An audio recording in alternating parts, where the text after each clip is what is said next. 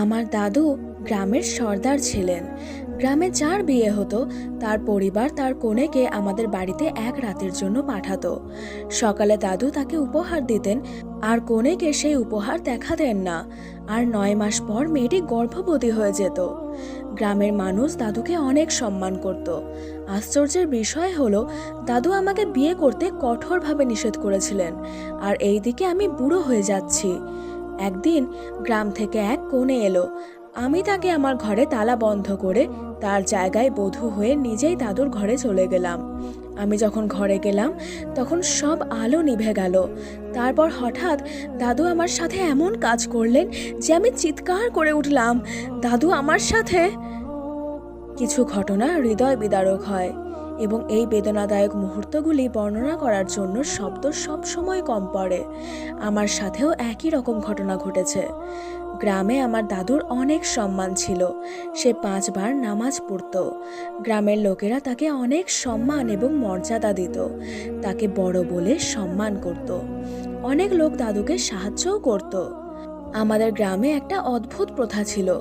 যখনই কোনো মেয়ের বিয়ে হতো, সে আমাদের প্রাসাদে প্রথম রাতে বউয়ের সাজে চলে আসতো আর পুরো রাত দাদুর ঘরে কাটাতো।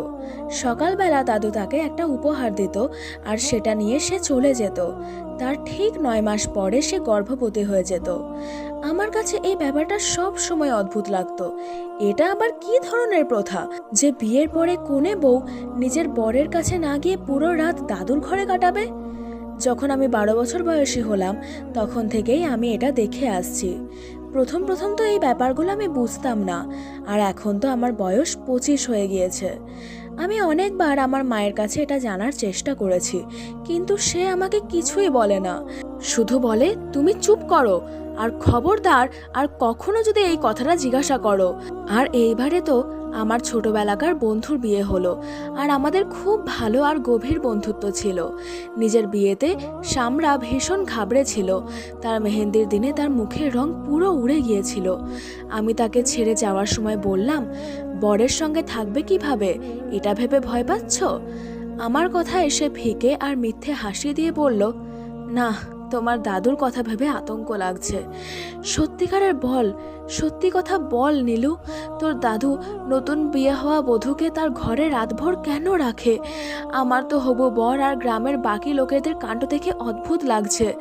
বিয়ে কারোর সাথে আর বিদায় অন্য কারোর ঘরে। শামরার কথা শুনে আমার দুঃখ হলো।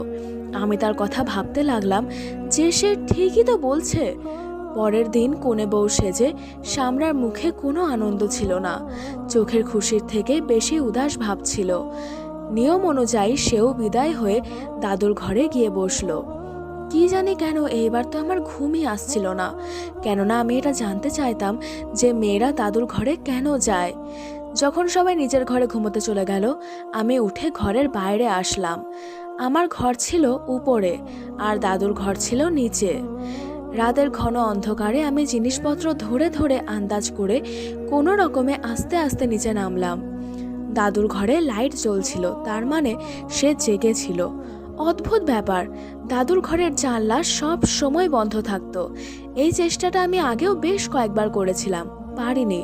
প্রত্যেকবারে আমি ব্যর্থ হয়েছি। শামরা আমার ছোটবেলাকার বন্ধু। আমরা একসাথে স্কুল কলেজে পড়তাম। যখন তার সম্বন্ধ ঠিক হলো তখন আমার জন্য খুব ভালো একটা সম্বন্ধ আসলো। আমার বাবা মা তাই রাজি ছিল, কিন্তু আমার দাদু পরিষ্কার বলে দিল, নীলুর সম্বন্ধ এখন করতে হবে না। আমি এই কথাটা শুনে খুব অবাক হয়েছিলাম। ছেলে আর তাদের পরিবার সব দিক থেকেই আমাদের যোগ্য ছিল, তাহলে কেন দাদু না বলল? আফসোস ছিল এই জন্য যে আমার সমস্ত বন্ধুর বিয়ে ঠিক হয়ে গিয়েছিল, শুধু আমিই বাকি থেকে গিয়েছিলাম। এই সম্বন্ধটা না হওয়ায় আমি ভীষণ দুঃখ পেয়েছিলাম, কেননা এতে না করার কোনো প্রশ্নই ছিল না। কিন্তু দাদু না জানি কেন পরিষ্কার বারণ করে দিয়েছিল। আমি প্রথমে দরজার কাছে গিয়ে কান লাগিয়ে শোনার চেষ্টা করলাম যে দাদু মেয়েদের সাথে আসলে কি কথা বলে। আর মানুষজনের এরকম কম বুদ্ধি কি করে হতে পারে যে সাজগোজ করা বউকে তার ঘরে তারা ছেড়ে দিয়ে যায়, এমনকি বর নিজেও খোঁজ নেয় না।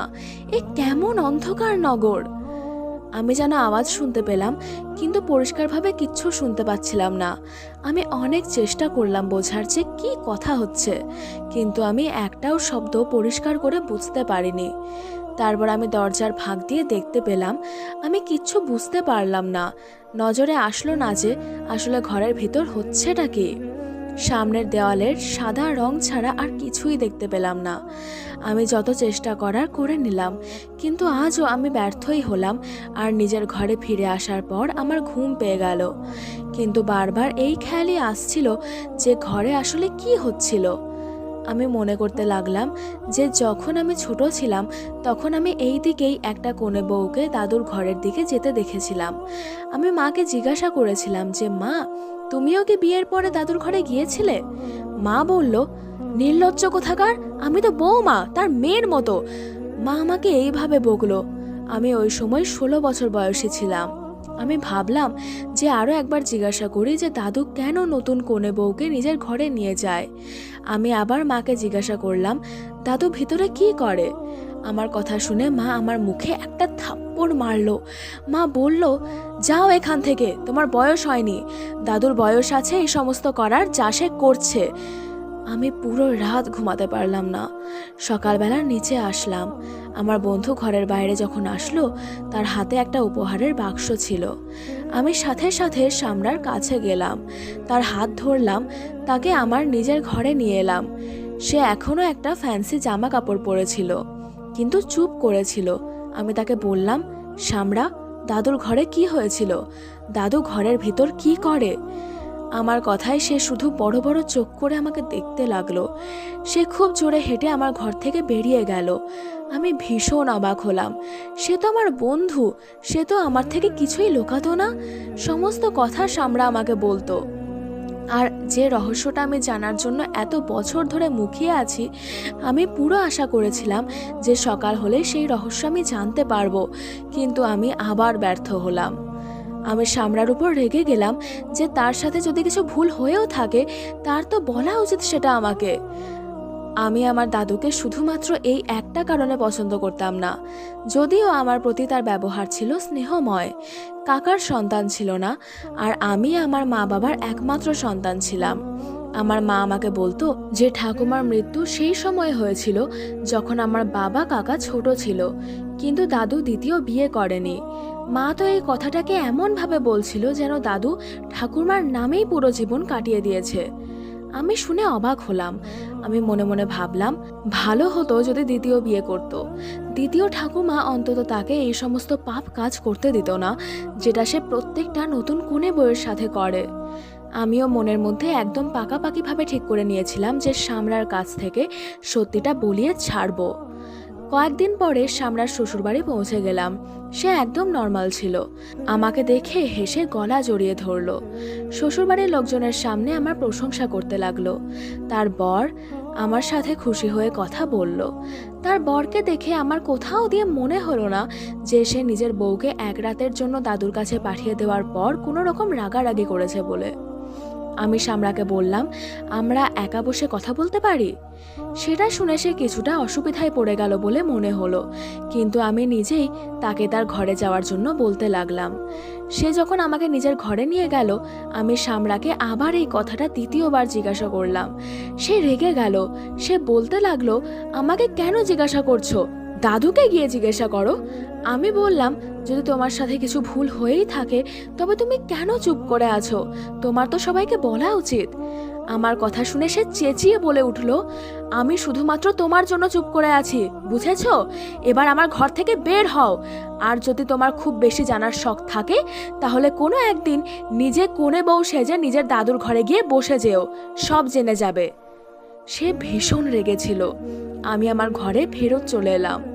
প্রথমে তো সামরার ঘরে যাওয়ার জন্য আমার আফসোস হলো।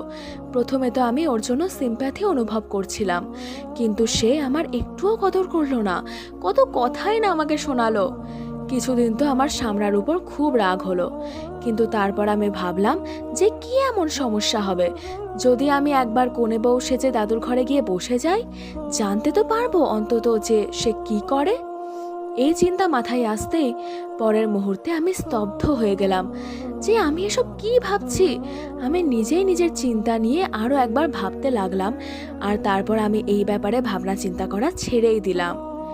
সেই সময়ই আমার জন্য আরও একটা সম্বন্ধ আসলো। ওই সম্বন্ধটাও আমার জন্য এবং আমাদের পরিবারের জন্য ঠিকঠাক ছিল, কিন্তু দাদু আবার না বলে দিল। এবার তো আমার সহ্য করার ক্ষমতাও চলে গেল, আর আমি জবাব দিতে শুরু করলাম। আমি আমার মাকে বললাম, অনেক হয়েছে, তোমরা কেন দাদুর সব কথা চুপচাপ মেনে নাও? আমাকে কি এভাবে ঘরের মধ্যে বসিয়ে রাখবে তোমরা? আমার বয়সের সমস্ত বন্ধুদের ঘর সংসার হয়ে গেছে, আর আমি এখনো পর্যন্ত বাবার বাড়িতে পড়ে আছি শুধুমাত্র দাদুর জন্য।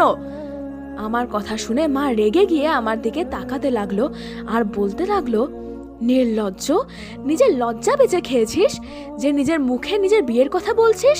এখনই নিজের মুখে লাগাম দে। যদি এই কথাটা বাড়ির কোনো পুরুষ শুনে নেয়, ভীষণ বাজে হবে যে মেয়ে হয়ে নিজেই নিজের বিয়ের কথা বলছে। মা আমাকে চাপা গলায় রাগ দেখাতে দেখাতে এই কথাগুলো বলল, যাতে তার কথা ঘরের বাইরে না যায়। কিন্তু মায়ের কথা শুনে আমার তো শরীরে আগুন লেগে গেল। হ্যাঁ, খুব ভালো তোমাদের নিয়ম কানুন। এদিকে আমার বয়স চলে যাচ্ছে, অথচ আমার বিয়ের জন্য কারোর চিন্তাই নেই। আর যদি আমি নিজের বিয়ের কথা নিজের মুখে বলি তাহলেই সেটা ভুল। আর দাদু যে খোলাখুলি নতুন নতুন কনে বউদের সাথে রাসলীলা করে বেড়াচ্ছে, সেটা কারোর ভুল মনে হয় না? আমার কথা শুনে মা উঠে এসে আমার মুখে জোরে একটা থাপ্পড় মারলো আর বলল, অনেক কথা হয়েছে মুখে তোমার, আর কখনো যদি দাদুর বিরুদ্ধে আর একটাও কথা তুমি বলেছো, তাহলে তোমার বাবাকে কিন্তু আমি বলে দেব, আর সে তোমাকে জীবন্ত ছাড়বে না। আমি মায়ের মুখ দেখতে থেকে গেলাম। এবার তো আমার জানার ইচ্ছা আরও বেড়ে গেল যে একা একটা ঘরে থেকেও সবার হৃদয়ে নিজের সম্মানটা সে কিভাবে বজায় রাখতে পারে, যে কেউ তার চরিত্রের সন্দেহ পর্যন্ত করে না। আর বিয়ে করা বরেরা পর্যন্ত বউকে সেই রাতের কথা স্পষ্ট করে জিজ্ঞাসা পর্যন্ত করে না যে আমার সাথে বিয়ে করেও অন্য পুরুষের সাথে তুমি রাত কেন কাটাও। এই কি রকম অন্ধকার নগর যে যেখানে এত জঘন্য একটা প্রথা রয়েছে। এই বোকা মানুষগুলো চিন্তা ভাবনা না করে নিজের ইজ্জতকে সারা রাতের জন্য তার কাছে পাঠিয়ে দেয়। আমার তো পুরো গ্রামবাসীর প্রতি রাগ হতে লাগলো। এই সাধারণ কথাটাও কি তারা বুঝতে পারে না যে যেখানে পুরুষ আর মহিলা একা থাকে সেখানে কোনো তৃতীয় শয়তান থাকতেই পারে? এটা কি করে সম্ভব যে একটা যুবতী মেয়ে যে কোণে বউ সেজে বসেছিল, আর একটা পুরুষ, তার বয়স যাই হোক না কেন, ওই কোণে বউকে পুরো রাত না ছুঁয়ে থাকবে? আমার বুদ্ধি বিবেচনায় এই ব্যাপারটা তো আসতোই না। এবার আমি নতুন একটা বিয়ের জন্য অপেক্ষা করতে লাগলাম। আমি মনের মধ্যে দৃঢ় সংকল্প করেছিলাম যে এইবার আমি ওই কোণের বদলে দাদুর ঘরে নিজে যাব। 2 মাস পর একটা মেয়ের বিয়ে হলো। দাদু এবার আগে থেকে বেশি খুশি ছিল, এমনকি সে নিজের মাথায় মেহেন্দি পর্যন্ত লাগিয়েছিল। বিয়েতে নতুন জামা পরলো, সেন্টের গন্ধ আগে থেকে বেশি লাগালো। এইসব দেখে আমার মন রেগে গিয়েছিল। আমি দেখলাম ওই মেয়েটি 16 বছরের খুব সুন্দর মেয়ে ছিল, এত সুন্দর যে আমিও দেখে অবাক হয়ে গেলাম। সে মেয়েটা খুব বাজেভাবে ভয় পেয়েছিল। প্রথমে তাকে আমাদের বড় ঘরে বসানো হলো। আমি রান্নাঘরের বাইরে এসে সুইচ অফ করে দিলাম। তৈরি তো এবার আমিও খুব ভালোভাবেই ছিলাম। এই জন্য যেই অন্ধকার হয়ে গেল, আমি লঞ্চে এসে কোণে বউয়ের হাত ধরলাম আর বললাম, আমার সাথে এসো। আমি তাকে আমার ঘরে এনে তার গায়ের ওড়না নিয়ে নিলাম আর নিজের মাথায় দিয়ে দিলাম, আর নিজের গায়ের ওড়না তার গায়ে দিয়ে দিলাম আর বললাম, তুমি আমার ঘর থেকে বাইরে বেরোবে না। সে অবাক হয়ে আমাকে দেখতে লাগলো। আমি তো ওড়না দিয়ে আমার মুখ ঢেকে নিলাম আর নিচে গিয়ে কোণে বউয়ের জায়গায় বসে পড়লাম। তারপরে কেউ এসে মেন সুইচ অন করলো। সবাই বিরক্ত হয়ে গিয়েছিল যে সুইচ কে বন্ধ করেছে। তারপর আমাকে কোণে বউ ভেবে দাদুর ঘরে বসিয়ে দিল। আমার মন না জানি কেন ভীষণ জোরে জোরে কেন বেড়ে গেল, কিন্তু এবার খুব ভয় লাগছিল যদি আমার রহস্য খুলে যায়। আমার মা বাবা আমাকে অনেক মারবে, কিন্তু এবার আর কি বা করতে পারি আমি। ওই সময় দাদুর ঘরে গিয়ে বসে গেলাম। দাদু যখন ঘরের মধ্যে ঢুকে নিজের ঘরের দরজা বন্ধ করলো, আমার মনে হলো আমার হৃদস্পন্দন বোধহয় বন্ধই হয়ে যাবে। সে যদি আমার ঘুমটা তুলে ধরে, সেটা ভেবেই আমার ভিতরের যেন প্রাণ বেরিয়ে যাচ্ছিল। কিছুক্ষণের মধ্যেই দাদু আমার সামনে বসলো আর বলতে লাগলো, আজ পর্যন্ত যতগুলো মেয়ে এসেছে, আমার কাছে তুমি তাদের মধ্যে সব থেকে সুন্দর। আমি তোমাকে এটা বলতে চাই যে তোমাকে কাল আমি ফেরত যেতে দেব না। তোমাকে কাল তালা করিয়ে আমার কাছে রেখে দেব, কেননা আমার হৃদয় তোমার উপর এসেছে। সে আমার ঘোমটা তোলার আগেই আমি বললাম, এটা কিভাবে সম্ভব? আমি তো অন্য কারোর বউ। তখন সে বলতে লাগলো, আমি বলে দেব যে তোমার চরিত্র ভালো না, আর আমার কথায় সবাই বিশ্বাস করবে। যদি তুমি আমার কথা ভালো মনে মেনে নাও, তাহলে তোমায় আমি নিজের সম্পত্তির অনেক কিছু দেব। আমি বললাম, আমি রাজি আছি। এমনিতেও আমার বরকে আমার ভালো লাগে না। আমি তোমার সাথে খুব খুশি খুশি থাকতে চাই, কিন্তু তুমি যদি আমার একটা শর্ত মেনে নাও, তবে তখন সে বলতে লাগলো, তুমি আমার ঘোমটা না তুলে নিজের সমস্ত সত্যিটা আগে বলো, তাহলে আমি পুরো জীবন তোমার দাসী হয়ে কাটাবো। সে বলল, ঠিক আছে, তুমি তো খুব ভালো। আর আমার কথায় খুশি খুশি রাজি হয়ে গেল। সকালবেলায় আমি তোমার ব্যাপারে ভুল কথা লোকেদের মনের মধ্যে দিয়ে দেব যে এই মেয়েটার চরিত্র ভালো না, আর তোমার বর তোমাকে ছেড়ে দেবে। আর আমি বলবো যে আমার হৃদয় অনেক নরম, এই জন্য আমি একে আপন করে নিয়েছি। আমি বললাম, এবার তুমি আমাকে এটা বলো, তুমি কি করে লোকেদের বোকা বানাও? আমার কথা শুনে সে হাসলো আর বলল, এরা তো সাদাসিধে আর বোকা গ্রামের লোক। এমনি কোনো একটা কথা এদেরকে বুঝিয়ে দাও, তো এরা কোনো কথা না বিচার করেই, না চিন্তা ভাবনা করেই প্রথা ভেবে আপন করে নেয়। তারপর সে বলল, সে প্রথম থেকেই সবার মনে নিজের ভালো নাম ডাক করে রেখেছে। যখন ঠাকুমার মৃত্যু হলো, তারা এরকম কথাও বলেছিল যে সে দ্বিতীয়বার বিয়ে করবে না, কেননা তার স্বপ্নে একজন খুব মহীয়সী বয়স্কা মহিলা দেখা দেয়, যার অন্তরে মহান আত্মা বসবাস করে। আর সে এক রাতে প্রতিটি মেয়ের চরিত্র জেনে যায়। আর সেই শুদ্ধ আত্মার কামনায় যে কোনো নারী শুদ্ধ হয়। নারীকে স্পর্শ না করেই এই একটি প্রক্রিয়া করলেই তার যে কোনো অপবিত্রতা শুদ্ধ হয়। দাদু বলেন, কিন্তু একজনকে সম্পূর্ণভাবে সেই প্রক্রিয়ার মধ্য দিয়ে যেতে হবে। এই কথা শুনে লোকেরা আমার দাদুর কথায় বিশ্বাস করতে শুরু করে। দাদুর নারীর প্রতি লালসা ছিল, তাই নিজের ইচ্ছা পূরণের জন্য সে এই পথ অবলম্বন করেছিল। প্রত্যেকটা কুমারী মেয়েকে সে রাত্রিবেলা বলে দিত যে তুমি এই দুধটা খেয়ে নাও আর শুয়ে পড়ো, যাতে আমি আমার ঝাড়ফুঁকের কাজ শুরু করতে পারি। যেই না সেই দুধটা খেয়ে নিত মেয়েরা, তাদের নেশা হয়ে যেত, যার জন্য তারা ঘুমিয়ে যেত, আর সে তার ইচ্ছা পূরণ করে নিত। আর সকালবেলা তাকে একটা উপহার দিত, যার মধ্যে সোনার আংটি থাকতো। সে বলতো যে এই কৌটো থেকে যদি আংটি বেরোয়, তাহলে তুমি বুঝে নিও যে তুমি পবিত্র। প্রথম প্রথম মেয়েরা এই কথাটা মেনেই নিত, কিন্তু সামরা দুধ খেতে রাজি হয়নি। আর এই কথাটা দাদু নিজেই বলল। তার অনেক তেজ ছিল। সে বলতে লাগলো, আমার সাথে চাল চালার কথা ভাববেও না, আমি কিছুতেই দুধ খাবো না। চুপচাপ যা মন্ত্র পড়া তুমি পড়ে নাও, না হলে তোমার ঢং আমি চিৎকার করে সবাইকে জানিয়ে দেব। দাদু বলল, ও প্রথম মেয়ে যাকে দেখে আমি ভয় পেয়ে গিয়েছিলাম। তাকে পুরো রাত পাপ কাজের জন্য আমি উস্কাতে লাগলাম, পয়সা আর উপহারের লোভ দিতে লাগলাম, কিন্তু সে কোনোভাবেই রাজি হয়নি। শুধুমাত্র এটা করার জন্য রাজি হয়েছিল যে সে কাউকে কিছু বলবে না। এই ব্যাপারে সে দিব্যি খেয়েছিল। এরপর দাদু যা বলল তাতে তো আমার হৃদয় কেঁপে গেল। সে বলতে লাগলো, তোমার পরে আমি আরও একটা মেয়েকে বিয়ে করব।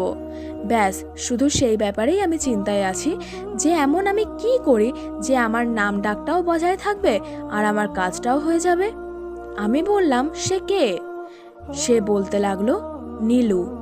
এটা শুনে আমার হুঁশ উড়ে গেল। আমি তো তার নিজের নাতনি ছিলাম, আর সে এরকম বাজে নজরে আমাকে দেখতো। আমার তো পুরো মাথা ঘুরে গেল, যেন এটা আমি কি শুনছি, কার থেকে শুনছি। আমার ইচ্ছা হচ্ছিল দাদুর গলা টিপে তাকে মেরে ফেলি। আমার গলা যেন ফুলতে শুরু করলো। আমি এই সত্যি ঘটনাগুলো জানতাম না আগে। আমি বললাম, বড় মিয়া, সে তো আপনার নিজের নাতনি। আমার কথায় সে হাসতে লাগলো, বলতে লাগলো, সে আমার নিজের নাতনি নয়, তাকে দত্তক নেওয়া হয়েছিল। আমার দুই ছেলেরই সন্তান হয়নি, আর এই মেয়েটা আমার বৌমার ভাগ্নি। যেই ওই মেয়েটা নিজের যৌবনে পা রেখেছে, আমার তাকে ভালো লাগতে লেগেছে। তখন আমি ভেবে নিয়েছিলাম যে কি এমন করি যে তাকে আমি নিজের করতে পারি, কেননা দুনিয়ার সামনে তো সে আমার নাতনি। এই জন্য আজ পর্যন্ত ওর কোনো সম্বন্ধ আমি হতে দিইনি, কিন্তু এইবার একটা সিদ্ধান্ত নিয়েছি, সেটাই আমি করব বলে ঠিক করেছি। আর তাদের সবাই খুশি হয়ে ওর বিয়ে আমার সাথে করিয়ে দেবে। এটা শুনে আমার হুঁশ উড়ে গেল। কেউ এতটা নোংরা কি করে হতে পারে? তারপর আমার মনে পড়তে লাগলো যে আমার শিক্ষক বলতেন, লালসার তৃষ্ণা কখনো শেষ হয় না, যতই মেটানোর চেষ্টা করো তা ততই বাড়ে। আর পাপ চোরাবালির মতোই হয়, একবার কেউ এতে ডুবে গেলে সেখান থেকে বের হওয়া খুব কঠিন হয়ে পড়ে। আমার কাছে একটি মোবাইল ফোন ছিল। আমি দাদুর সম্পর্কে সব সত্য রেকর্ড করে রেখেছিলাম। আমি চোখের জলে ঘুমটা তুলে ফেললাম। দাদু আমাকে দেখে হতবাক। সে তখন জিজ্ঞাসা করলো, তুমি এখানে কি করছো? আমি বললাম, আমি তোমার সত্যিটা শুনতে চেয়েছিলাম। কতদিন ধরে তুমি ভালো নামের পোশাক পরে মেয়েদের সাথে অপরাধ করছো? তোমার কি একটুও লজ্জা হয় না? আমার তো লোকেদের জন্য দুঃখ হয়। সরলভাবে ভাবছি তোমার মিথ্যে গল্পরা কিভাবে বিশ্বাস করলো। দাদু মেজাজ হারিয়ে আমাকে প্রলুব্ধ করতে লাগলো। আমি বিছানা থেকে উঠে দৌড়ে ঘর থেকে বেরিয়ে গেলাম। আওয়াজ করে সবাইকে জড়ো করলাম। সেই রেকর্ডিং সকলের কাছে শুনিয়ে দিলাম। এই খবর গ্রামেও দাবা নলের মতো ছড়িয়ে পড়ল। দাদুকে মৃত্যুদণ্ড দেওয়া হলো। আমি যা করেছি তার জন্য আমার কোনো অনুশোচনা নেই, কারণ আমি একটা ভুল আচার শেষ করে দিয়েছিলাম, আর লোকেরাও এটা বোঝার চেষ্টা করেছিল। এমন ব্যক্তির নাম ডাকের দ্বারা প্রভাবিত হয়ে আপনার মেয়েকে কিছু নৃশংসের সামনে কখনোই লালসার বস্তু বানিয়ে ফেলবেন না। ধন্যবাদ বন্ধুরা।